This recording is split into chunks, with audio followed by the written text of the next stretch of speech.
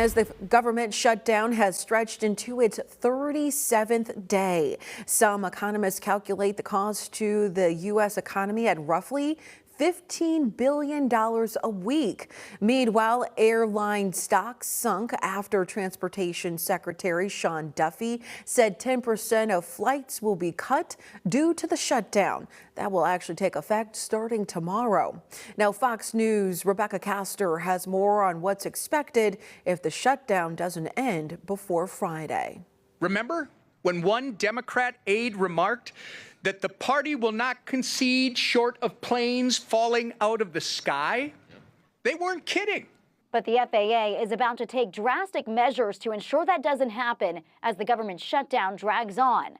It's reducing capacity by at least 4% at high-traffic airports starting Friday, increasing by 1% each day until it hits a 10% reduction next week. This was not a political decision. This was a data-driven decision to make the right calls, to get ahead of any issues that could happen. We've never had a shutdown that's lasted this long, so we're in uncharted territory. 40 of the nation's busiest airports for travelers and cargo will be forced to cut flights, leading the CEO of Frontier Airlines to even tell passengers to book a backup ticket on a different carrier so they don't end up stranded. I hope some of those senators and congressmen get stuck because they can't get somewhere, so they'll get there and figure this out and get it going again. It's time to sit down and negotiate with Democrats to bring this Republican shutdown to an end. Democrats are still holding out over health care subsidies, an issue Republicans won't negotiate until the government is back open. I hope there are some Democrats who can take an honest look at the widespread damage that their shutdown is doing